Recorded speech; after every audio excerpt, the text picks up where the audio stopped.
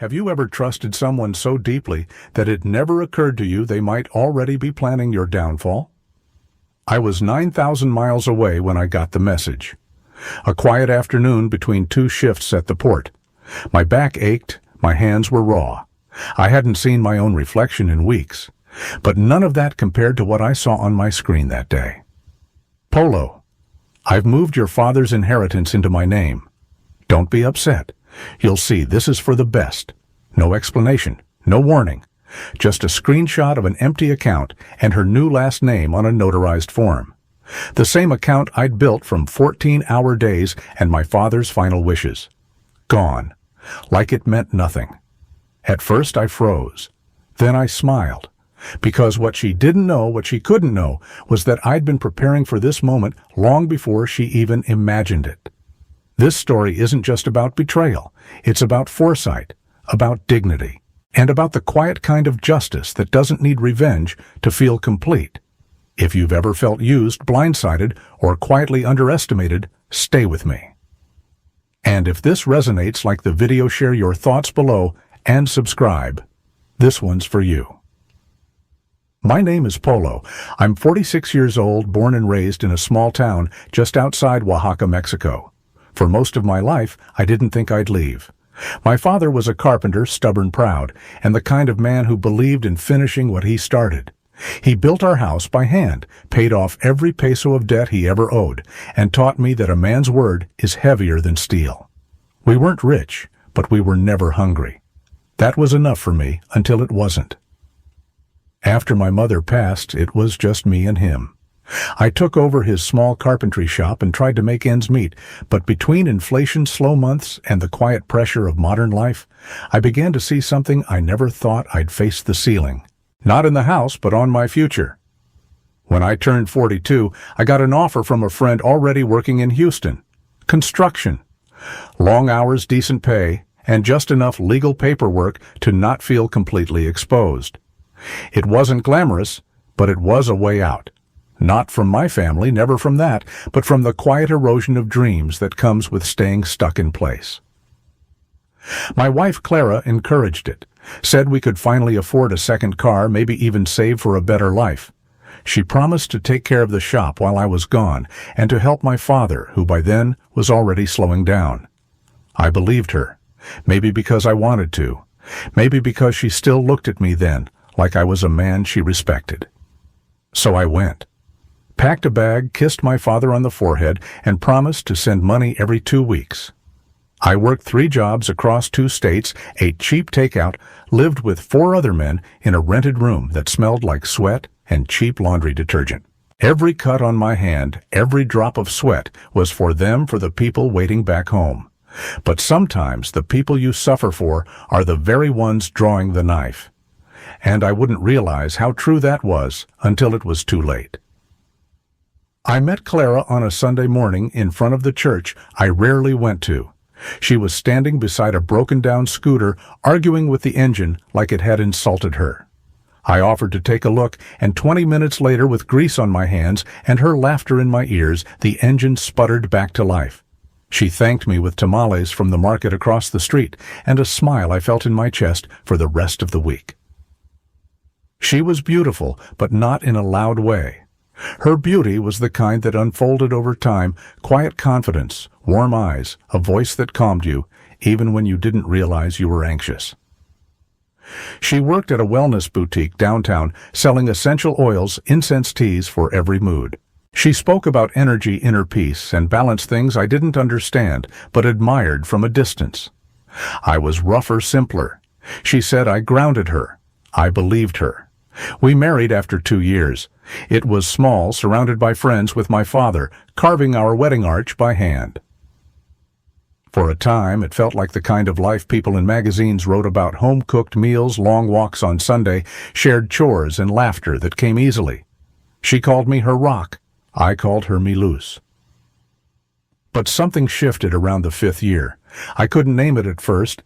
She became quieter, but not the peaceful kind. Her smiles got thinner. She stopped waiting for me at the gate when I came home from work. Her boutique closed during the pandemic, and she began spending more time online watching spiritual influencers talk about alignment, toxic masculinity, energetic independence. Her bookshelf filled with titles like Unblock Your Feminine Power and The Marriage Myth. I tried to listen to understand. I thought maybe she was just going through something personal. But every conversation slowly turned into criticism about how I didn't communicate enough, how I was stuck in provider mode, how I didn't evolve emotionally. I worked longer hours to compensate, which only made the silence deeper. She began suggesting retreats, short ones at first, then longer. She'd come back with new mantras, new language. "I need space to align with my higher self," she said once after skipping our anniversary dinner to attend a sound bath ceremony. I said, "Okay." I always said, "Okay." I thought love meant compromise, meant patience, meant standing by your partner as they grew, even if that growth pulled them further from you. I didn't realize until much later that she wasn't growing. She was preparing to leave. And everything she did after that, every chant, every yoga retreat, every gratitude circle she posted on social media, wasn't about healing. It was about hiding. My father, Don Salvador Polo, wasn't the kind of man who talked about money. He talked about wood grain, about measurements that had to be exact, about the smell of fresh cedar when it's been planned right. But when he got sick, things changed. His hands, once strong enough to lift full slabs of oak on his own, began to shake when holding a coffee cup. That's when he started opening up, not just about the past, but about the future. One night, sitting on the back porch with a blanket over his legs and a mug of cinnamon tea in hand, he said, "Son, a man's real work isn't what he builds with his hands. It's what he protects with his heart." I didn't understand it fully then, but I listened because it was the kind of thing a man only says when he knows his time is short. That winter, we went over the books together, his accounts, his savings, the land titles. He'd never made a fortune, but over 4 decades of careful planning, frugal spending, and quiet investing, he'd built something substantial. A house paid in full, 3 plots of land just outside the city, and nearly $78,000 in lifetime savings. "It's not much in the world's eyes," he said, "but it's everything I have, and it's yours." He made me promise 2 things that night. First, that I wouldn't sell the land unless I had no other choice. It was to stay in the Polo name as long as I lived. Second, that I would never allow anyone, not a government office, not a greedy relative, and especially not a spouse, to touch that inheritance unless I was certain they loved me more than they loved what I owned. I nodded, swore it, meant it. After he passed, I held on to everything like it was made of gold. I opened a private trust under my name, something I'd learned about from a client in Houston, and placed the land titles and cash savings into a secure corporate account abroad. I left only one joint account open back home for emergencies and household costs. Clara never asked about the details back then, or maybe she did, and I brushed her off without knowing what was coming. What my father left me wasn't just land or pesos or paperwork. He left me clarity about love, about people, about how easily everything you've built can vanish if you're not watching closely enough.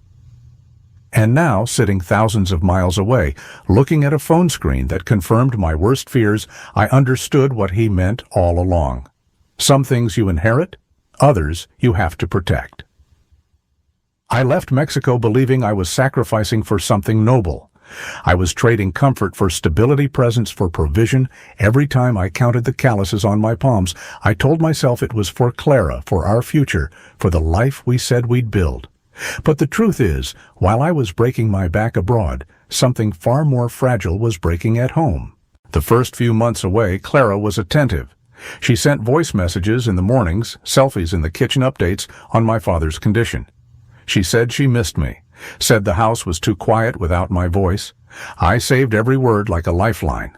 I told myself this was just a temporary season, that love could stretch across oceans. But by the 8th month, things shifted. Her messages became shorter, more erratic. The video calls we used to make every Sunday turned into voice notes, then silence. I'd ask about the electric bill or my father's medicine, and she'd change the subject, talking instead about a new inner journey she was on. I didn't understand it at first. Some kind of holistic workshop led by a guy named Damien, apparently a spiritual coach who specialized in trauma release for couples. He's helping me process the grief, she said. The loss of your presence, the energy of your absence, is heavy on my system. Those were her exact words. I thought I misheard her. I was the one on construction scaffolds under Texas sun, sending money home every 2 weeks without fail, and somehow my absence was a weight on her system. I tried to be patient. I didn't want to be the jealous, controlling husband from 1,000 miles away. But the signs kept multiplying. She stopped checking in on my father, saying it was emotionally draining for her to be around illness. She spent weekends at retreats and healing ceremonies, often disappearing for days. A mutual friend mentioned she'd seen Clara at a couple's rebirth experience in Tulum. Clara told me it was just for inner work. The masculine and feminine energies exist in everyone, she said, with a smile I could no longer read. I started noticing small financial anomalies. A few thousand pesos missing here, extra transfers from the joint account there. Unexpected expenses, she said. The roof, a neighbor's emergency, donations to a healing center, always something noble enough to keep me quiet. Then came the questions, soft at first, then more persistent. Can you explain how your father's inheritance is managed? Shouldn't we be combining everything now that he's gone? What happens to the land if something ever happens to you overseas? I played dumb. Not because I didn't know the answers, but because her timing was too convenient. That's when I felt it, something deep in my gut I couldn't explain. A tension in her tone, a disinterest in my safety, an over-interest in the logistics of dying. I began to wonder if she saw me not as a husband working to build a future, but as an obstacle guarding the fortune she hadn't yet claimed. And the worst part, I still hoped I was wrong. But I wasn't. It was a Tuesday morning in El Paso. I had just finished my night shift at the warehouse and was sitting in the break room shoes off nursing instant coffee that tasted like burned cardboard. The guys were laughing about something in Spanish behind me, but I wasn't really listening. My phone buzzed 3 times in a row. Same sender. Clara. I opened the thread expecting the usual vague updates or spiritual quotes. Instead, I saw 1 photo, 2 documents, and a single sentence. Polo. I've transferred everything into my name. You'll understand one day. I'm moving forward with someone who actually sees me. I stared at the screen. The photo was of our living room empty. My father's old chair gone. His bookshelf cleared. Even the picture frame of the 3 of us missing from the wall. The documents were worse. One was a notarized property transfer request with a forged signature that looked disturbingly like mine. The other was a bank statement showing our joint account at 0. Every cent withdrawn the day before. The account had held around $200. Not a life-changing amount, but enough to sting. Enough to send a message. I didn't respond right away. I just sat there, still, silent. Something hollow opened up in my chest. Not from the money, from the clarity. All the doubts, the gut feelings, the inconsistencies confirmed in 7 words. She had waited until she thought I couldn't stop her, while I was still under contract, still far away, still stuck in immigration paperwork that wouldn't let me fly home without months of notice. It wasn't just betrayal. It was strategy. Cold, timed, calculated. For a few minutes I felt stupid, like a fool who'd worked so hard for someone who was already planning her exit the whole time. I thought about calling my cousin Luis, telling him to go to the house. But I didn't, because I knew it was already too late. She was gone. What she didn't know, what she couldn't possibly know, is that the account she drained was never the real one. That wasn't my father's inheritance. That was bait. A decoy, a test she just failed. I closed the phone, drank the rest of the coffee, clocked out, walked past the punch-in wall with no expression, and smiled just a little. She thought I was far away. She thought I was blind. But the truth is, I had never been more awake. I didn't scream. I didn't call. I didn't even tell anyone what happened. I just went home after my shift, opened the little notebook I kept under my mattress full of wiring codes, contract timelines, and backup plans, and turned to a blank page. I drew a line down the center. One side I labeled what she took, the other what she doesn't know. Then I made a list. See, the thing about growing up around a man like my father is you learn early that emotion is not the tool you reach for first. You don't swing when you're angry. You observe. You wait. You study the pattern of the storm before you decide where to build the shelter. That's how he lived. That's how I've survived. Clara thought she'd made a move that would destroy me, but what she'd actually done was show her hand too early. She revealed who she really was, and in doing so, gave me everything I needed to act without apology. I reviewed the paperwork I'd filed 6 months earlier. The overseas trust was intact. The property was under a holding company I'd registered in Houston in my cousin's name. The original land deeds, my father's real will, and the hard copy documentation locked in a safety box at a bank in Chihuahua that Clara didn't even know existed. She thought I was some tired man thousands of miles away, too buried in concrete and exhaustion to notice. She was wrong. Because when you've been raised by a man who built his legacy with splinters in his fingers, you don't just hand it over. You protect it quietly, completely, and without warning. 2 months before I left Mexico, I made a decision that didn't come from fear, but from experience. I had seen too many men around me, good men crushed, not by accidents, but by people they trusted. Cousins robbed by brothers. Husbands abandoned after injury. Friends whose names were quietly erased from land titles when they went north for work.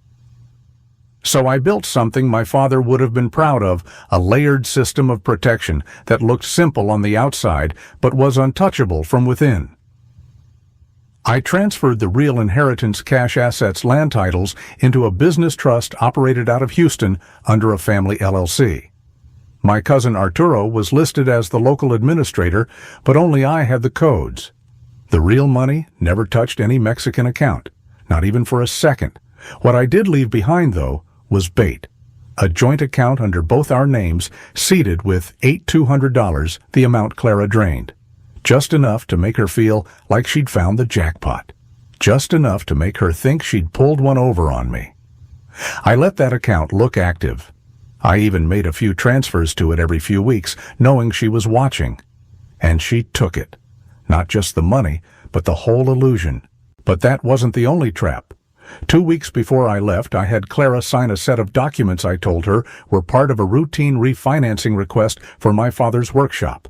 She skimmed them, didn't ask questions, signed, smiled, kissed my cheek, told me she was proud of me.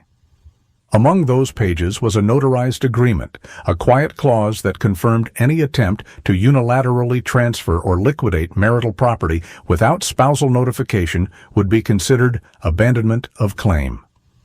A legal trap, one she walked into with her signature and her arrogance. She had no idea. Not when she sent me the photo of the empty living room. Not when she moved in with Damian, the so-called life coach, who had somehow become her guide, her confidant, and according to her Instagram posts, her spiritual mirror. She thought she'd won. She paraded her new life online like a woman reborn. Yoga at sunrise. Juice cleanses. Tantric workshops. All paid for, no doubt, with the freedom fund she believed she had stolen from me. But behind the scenes, the clock was already ticking. Arturo had been gathering the documentation. My lawyer had begun formalizing the breach. The Mexican bank had flagged the forged signature on the transfer attempt of the property titles. Everything she'd touched had left a trail, and that trail pointed only to her. The mistake people like Clara make is thinking that access equals control, that possession means power. But control isn't just about having the key, it's about knowing which door it even opens. She took the cheese, walked straight into the trap, and by the time she realized there was no door behind her, only a mirror showing her exactly who she'd become, it was already too late, and I hadn't even lifted a finger. 3 weeks after the money disappeared, Clara's tone shifted. Her texts, once cold and triumphant, became polite, then pleading. She asked if we could talk like adults, Said she didn't want things to get ugly, that she hoped I was processing the transition with peace. I didn't respond, not out of anger, but because I was busy preparing something far more important than words. My lawyer Diego called me with news Clara had hired a local attorney and filed for divorce. No fault, but with a strong claim to half of everything, especially the land and the workshop. According to her statement, we'd been married long enough to entitle her to shared assets, and she had documentation of financial secrecy on my part. She was confident, convinced she'd get at least 50%, if not more. I told Diego to schedule a meeting. We gathered in a conference room in Oaxaca City. Diego sat beside me in a pressed black suit. Across from us sat Clara and her lawyer, a young man named Ramirez, who looked like he'd memorized half his law degree from YouTube. Clara wore white. Her hair was curled. Her makeup was flawless. She looked like a woman who believed she was about to win. Mr. Polo Ramirez began. We're prepared to settle this amicably. Clara is entitled to half of the marital estate, including the land, the workshop, and any other properties or financial instruments you may have omitted from joint disclosures. Diego didn't blink. He slid a brown envelope across the table. Inside were the records, the notarized documents Clara had signed, the bait account she'd emptied, the forged signature she'd used at the municipal office, the trust records filed in Texas, the transfer logs, the messages, everything. As Ramirez skimmed the papers, the confidence in his voice melted.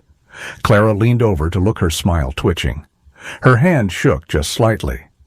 These aren't what we expected, he said quietly.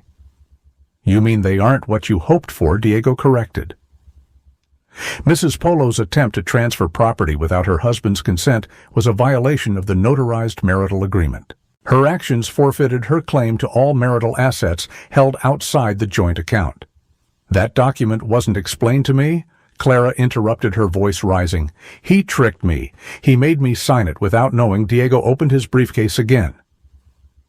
Another paper slid across the table, a video still frame. Clara smiling, pen in hand, the notary visible beside her, time-stamped witnessed. You knew, I said calmly. You just didn't care. You thought I wouldn't either. Silence. Then Diego spoke again, softly but with precision. What's more, Clara's use of a forged signature to initiate a land transfer constitutes fraud.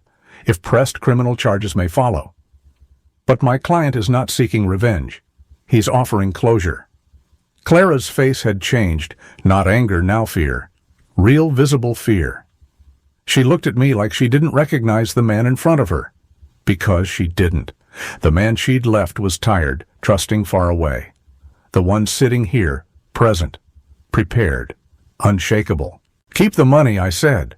The $8,200. Consider it payment for revealing who you really are. Clara opened her mouth, then closed it. There was nothing left to say. 6 months passed. The divorce was finalized. The papers were signed without fanfare, without a courtroom fight, without a single tear from me. Clara walked away with exactly what she had taken, no more, no less. I never filed charges. I didn't need to. Life, I've learned, has its own accounting system. I was settling into my new place, smaller, quieter, closer to the hills where my father used to take me as a boy, when the call came. Unknown number. I almost let it go to voicemail, but something in me said to answer. Polo? Her voice cracked, unrecognizable at first. It's me. Clara. I didn't speak. He's gone, she said, barely whispering.